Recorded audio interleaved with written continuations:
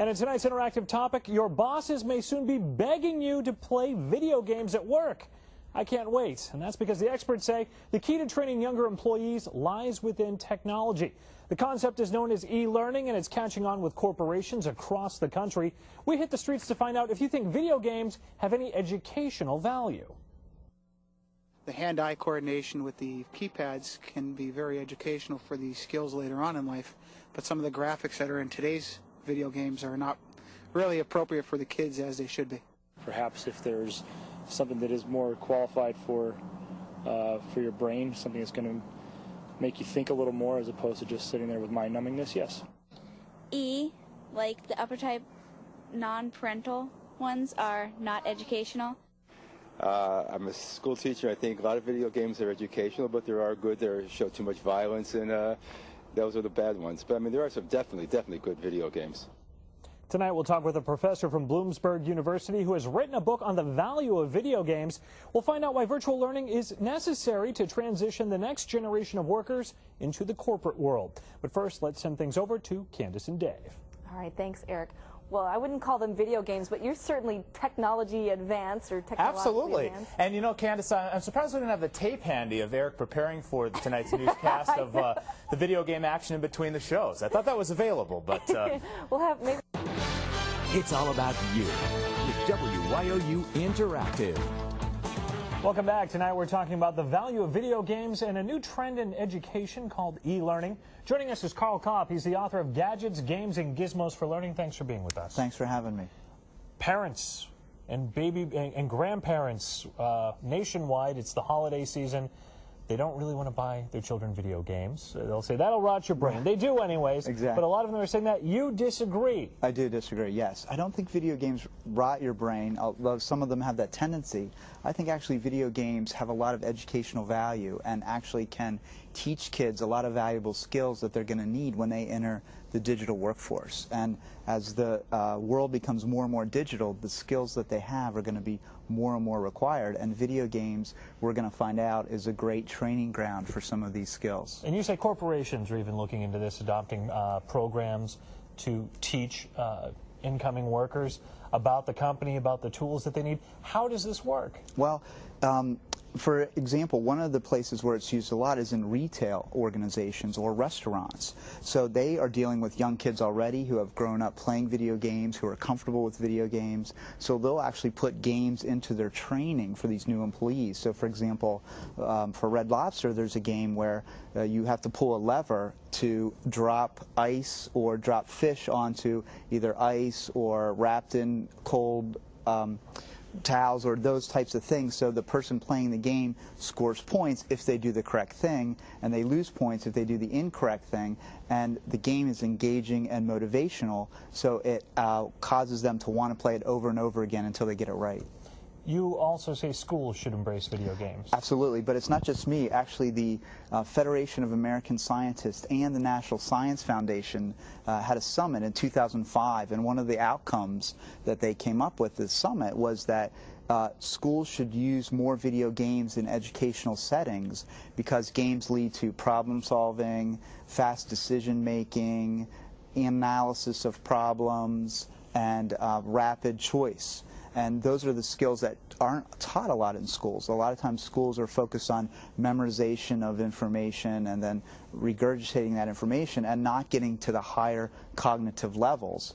And as these kids get into the workforce, the companies want kids who are able to solve problems, think on their feet, and who are analytical. And video games allow that to happen. Some video games allow that to happen. Some are better than others. As someone who's written a book on the subject, people that are holiday shopping, off the top of your head, what are some that you would recommend? What are some that really challenge the players? Okay, well, I think one of the really neat games are Sid Meier's Civilization. That's where basically you become a certain civilization in history and have to work toward expanding your empire. Is a great game. Wheel, trade. Exactly. I'm familiar with this game. Okay, great. I think another really good one is Roller Coaster Tycoon. It's been around for a while, but that's a really fun game, and it allows you, and there's a game on the PlayStation called Thrillville, which is the same kind of thing where you build a roller coaster, but this teaches you items like running a business, how much to charge patrons, if you don't have enough security guards, your customers gamers get upset, so that's a good game. And I also think the Wii's got some great games. Wii Sports, if you want to get the whole family involved and get them active, that's a great game. Guitar Hero 2 is a good game. And just new for this Christmas is Rock Band. You mentioned getting the whole family involved. An interesting story came out today regarding the Nintendo Wii catching on with the 55-plus crowd. Nintendo gave some games to some senior centers, and it's caught on because they can do bowling, there's carnival games, games that they can relate to, and once they are shown how it operates, rather than go out to the bowling alley in Mass, they can do it right at the senior center. Right, yeah. Really, Nintendo and Guitar Hero started to do this, and PlayStation had the iToy that did it, but really, it's so hard to use a controller, and I think one of the resistance that a lot of people have is, I don't know if I should hit this green triangle or the red circle or those types of things. But when companies started making the interface much easier and much more intuitive, video games really are starting to hit the mainstream because of those small changes to the interface. Let's take a call. Tom from Ashley on the line. Tom, thanks for calling in tonight. Yes, I think there's enough problems with computers. The kids can't give you change at the store unless the computer tells them what it is. So all these games are doing is making them from regular idiots into vidiots. As you were just saying, they don't know which button to push. They're trying to play bowling on a computer. It's a lot easier just to pick up the ball and roll down the alley, get out their butt and go out to the bowling alley, do something. Well, that's very interesting. One of the things Albert Einstein said was he doesn't look up anything he could remember. So certain skills that we assume everybody has to have all the time, we can start to automate those skills. I remember when calculators first came out and nobody could use calculators because you would lose basic math skills. And now companies are finding it's faster to have the computer make change than the individual. But it's more valuable for the company to have the individual have empathy skills, good skills with the customers, giving the customer an experience. So I certainly am not an advocate for getting rid of all education except for games. I think that's going way too in the wrong direction. But I think that we need to think about what we're teaching. So is it better to teach history, memorization of dates and times, or is it better to teach what were the underlying factors that caused this country to go to war with this country? And one of the interesting things in your book is you talk about the differences between the boomers and the gamers and some information and knowledge that may be lost and not communicated to the gamers. We'll talk about that when we return. It is time for us to go to a break right now. So let's head over to Candace, who has more on the gaming generation. Candace? All right, thanks, Eric. Are you a gamer? Chances are, if you're under 30, that you are. The average profile of a gamer is about 29-year-old male with an annual household income of more than $50,000. But expert gamers start much younger than that. 8 to 10-year-old kids play video games for about an hour a day, while teens test their skills for 13 hours a week. And by the time those kids graduate college, they'll have played more than 10,000 hours of video games in their lifetime. Stick around, there's much more on the value of video games right after this break.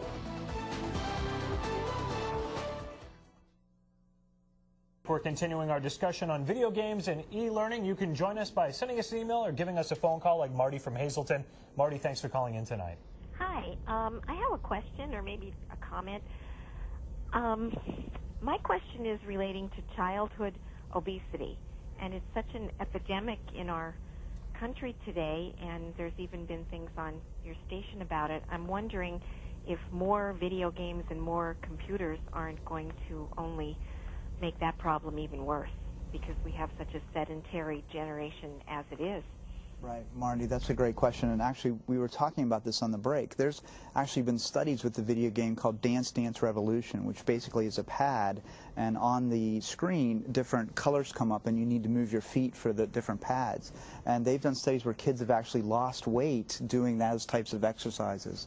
Also, Nike has teamed up with the PlayStation thing called an iToy, which actually takes a video image of yourself and puts it on the television, and then you interact with items such as doing exercises, and you have to kick certain things and hit certain things with your legs. So they're actually trying to make video games more and more interactive. And the Wii also, with Wii Sports, where you can golf and you can hit baseball and you can bowl, actually are getting people up off their feet and much more interactive. But both callers do bring up an important point.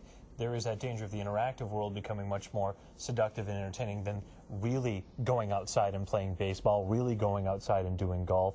And I think there is some concern about that. There is some concern, and if you remember when television first came out, and everyone was concerned that you're rotting your brain. My dad used to say, "Carl, you're rotting your brain watching television.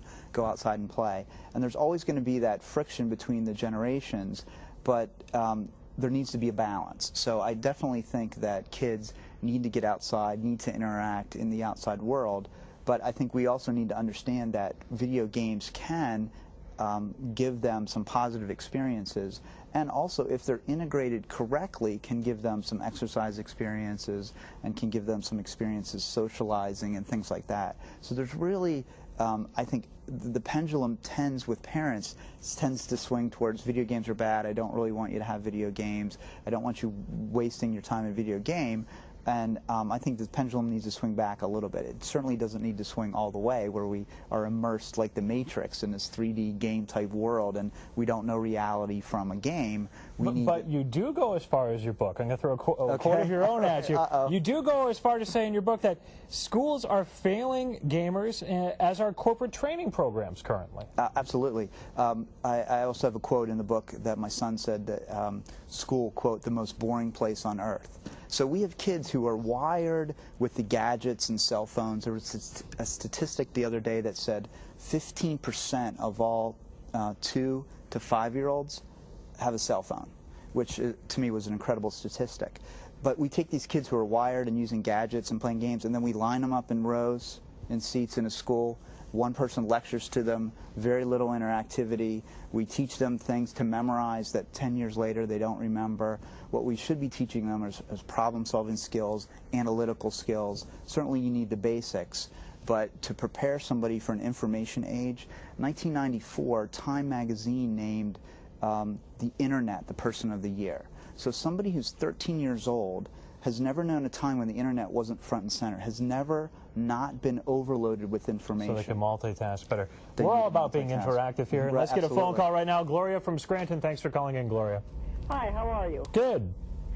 First I want to say I am a strong supporter of video games. I think they help logic and problem solving, eye-hand coordination. I think they're great.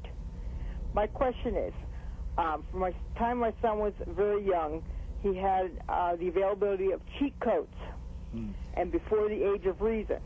And I see a strong correlation between the ability to cheat on these games and the epidemic of cheating in our schools later, and they no longer see that it's wrong. Interesting call. And I'm wondering if there's been any research on this or what you think about this. Yeah, actually, Chapter 5 of my book is all about cheat codes. What I think about cheat codes is, one, I think what we think about cheating traditionally in school is collaboration, one student collaborating with another. So we reward in a school setting individual work. We say, you do your own work, you're successful on your own. Now, you take any job doing anything, and you're not rewarded for your individual work, you're rewarded for how well you work with others. So I think kids are involved in activities where they're working with others, and then they're told, no, no, no, you have to do your own independent work. So I think there's some issues there. I think what cheat codes really represent in a game is the ability to play at the edge of the rules. And almost all the time, anybody likes to play at the edge of the rules. You can bend them, but you can't break them. We are out of time. Carl, thanks for being with us this evening. We appreciate it. We'll be right back after this.